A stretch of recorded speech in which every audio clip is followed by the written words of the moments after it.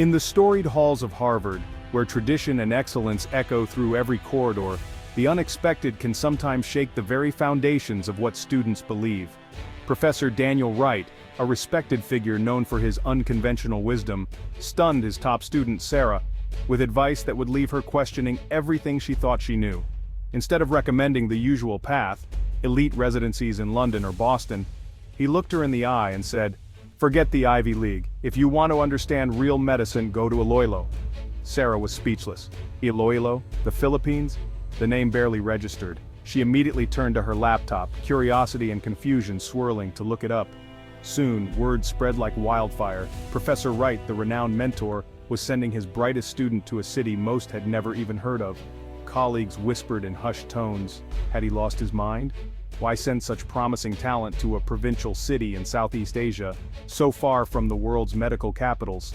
For students raised on the pursuit of prestige and the allure of famous institutions, the advice felt almost like heresy, a direct challenge to everything they'd been taught to value. But Wright's guidance wasn't a whim or a fleeting idea. It was rooted in a profound personal transformation, shaped by experiences that had changed his own perspective forever. He'd witnessed something in Iloilo, something powerful and authentic, that Western medicine, for all its resources, seemed to lack: a sense of community, resilience, and a different kind of wisdom. This wasn't about mere academic curiosity or a desire to be different. It was a mission, a calling to redefine what it means to be truly world-class. His advice challenged the very definition of a world-class education, urging students to look beyond rankings and reputation. And it all began with a single skeptical trip, a leap of faith that would ultimately change everything for Sarah, and perhaps for Harvard itself. The journey to Iloilo was about to rewrite the rules of success, opening doors to new possibilities and a future no one could have predicted. To grasp the weight of Wright's advice, you need to know his pedigree. He was Ivy League through and through, degrees from Harvard and Yale, a career built on academic excellence. His lectures were legendary, his standards uncompromising. He taught students to master complex problems and chase the most coveted residencies.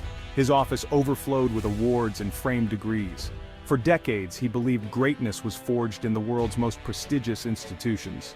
Success was measured in publications, grants, and hospital placements. Compassion was important, but always secondary to technical mastery. Wright was the establishment. He'd built his life on the Western academic pyramid. That's why his pivot to Iloilo shocked everyone. For him to claim a small Filipino university offered lessons Harvard could not was unthinkable. His colleagues were baffled, his students confused. It all started because he reluctantly agreed to see Iloilo for himself. The new scene in Wright's office became familiar. A student, Alex, won a scholarship to Oxford. He expected congratulations. Instead, Wright handed him a brochure for a medical exchange in Iloilo. "Oxford will teach you to compete. Iloilo will teach you to be human," Wright said. He urged his best students to step off the fast track, to trade high-tech labs for under-resourced Filipino hospitals. Learn from doctors who diagnose with touch and empathy, he insisted. The American system, he argued, produced brilliant technicians but often missed the heart of medicine. In Iloilo, he saw an antidote: humility, compassion, and community. Colleagues thought he was risking students' futures, but Wright was resolute. He'd seen a different kind of excellence in Iloilo. It wasn't about prestige, but about the dignity and connection at the core of medicine. He was determined to share that lesson.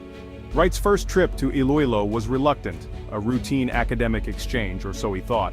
He boarded the plane with a sense of obligation, not excitement, convinced that this journey would be little more than a box to tick on his professional resume. He arrived expecting a provincial backwater, certain it would confirm his biases about small cities and faraway countries. As the taxi wound through the city's narrow streets, he looked out the window, unimpressed and a little impatient. The city's modest infrastructure and humid air did little to impress him. The heat pressed in, and the simple buildings seemed to echo his low expectations. But at the welcome dinner, everything began to shift. He was met with genuine warmth, smiles, personal questions, and laughter that filled the room. The food was shared generously, and the host treated him like family, not just a visitor. The dean greeted him not with a list of achievements, but with a joke and a heartfelt welcome, breaking the ice and making him feel at ease in a way he hadn't expected. On campus, he noticed students bowing their heads in respect to professors, a gesture of gratitude, not fear. It was a small act, but it spoke volumes about the culture of respect and humility. This simple act, so absent in American universities, struck him deeply. He realized that respect here was not demanded but freely given, and it made him reflect on his own assumptions. His arrogance began to melt, replaced by curiosity. He found himself wanting to understand, to listen, and to see beyond the surface. He realized he was there to learn, not just to teach. The students' questions were thoughtful, their perspectives fresh, and he felt challenged in the best possible way. Iloilo, the city of love, revealed its charm in the kindness of strangers and the strength of community. Every interaction, from a friendly wave to a shared meal, chipped away at his skepticism. What he thought was behind the times was, in some ways, far ahead. The city blended tradition and progress, showing him a new way to measure success. The city's spirit challenged everything he thought he knew. Wright's skepticism was unraveling, replaced by a growing sense of admiration and wonder. He was about to discover a new definition of excellence, one rooted not just in achievement but in connection, humility, and the unexpected beauty of an open mind. Wright's lessons extended far beyond the classroom. He saw respect for elders woven into daily life, grandparents cherished, their wisdom sought. In hospitals, elderly patients were treated with patience and tenderness. He witnessed bayanihan, neighbors helping neighbors after a storm without waiting for official aid. In school, students formed study groups, shared notes, and celebrated each other's success. Life wasn't about resume building, it was about family, faith, and community. At a local fiesta, Wright was welcomed as family, not an outsider. Students' identities were rooted in relationships, not just ambition. In the US, students climbed ladders alone. In Iloilo, they thrived in a web of connection. Compassion wasn't a skill taught in class, it was absorbed from daily life. Wright saw that this was the missing ingredient in American education. The Ilongo students' empathy was authentic and deeply ingrained. It was who they were, not just what they learned. The contrast was stark and transformative. Wright began to rethink everything. Wright saw two educational worlds in sharp contrast. The American system prized prestige, rankings, endowments, exclusivity. Students built impressive resumes, often at the expense of genuine growth. The human element was secondary. In Iloilo, education was about people and service. The goal wasn't to produce famous doctors, but to train those who'd care for their own communities. Prestige was measured by the health of the people, not by global rankings. American students felt pressure and isolation. Ilongo students found confidence in belonging. They saw education as a shared journey, not a competition. Wright realized the US system created brilliant but brittle individuals. Iloilo's system, though less resourced, produced resilient, purpose-driven doctors. Their motivation was rooted in service, not status. It was a lesson no Ivy League lecture could teach. Wright's most profound lessons came in the hospital wards. He watched a student spend an hour simply holding an elderly patient's hand. No grades, no audience, just compassion. Medical teams collaborated, listened, and mentored rather than competed. The focus was always the patient, not personal glory. One moment stood out, a doctor comforting a grieving family, speaking gently, holding hands, sharing their sorrow. This was the heart of medicine: connection, empathy, and presence. Wright realized his Harvard students could recite every fact, but did they know how to comfort the dying? In Iloilo, students learned that compassion wasn't a soft skill, it was the foundation of healing.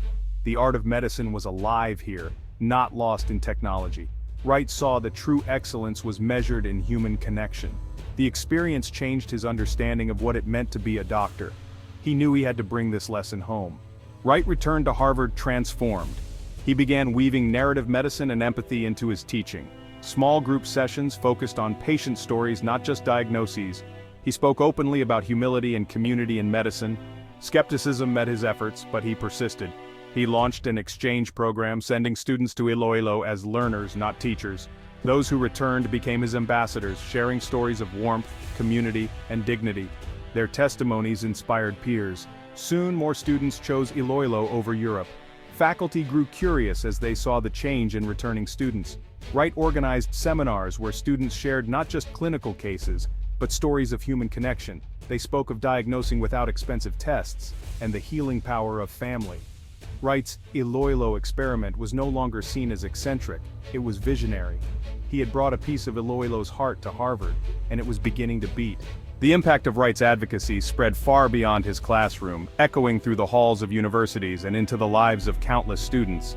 Sarah, once skeptical and unsure, spent a semester in Iloilo and returned completely transformed, her perspective on medicine and life forever changed by her experiences.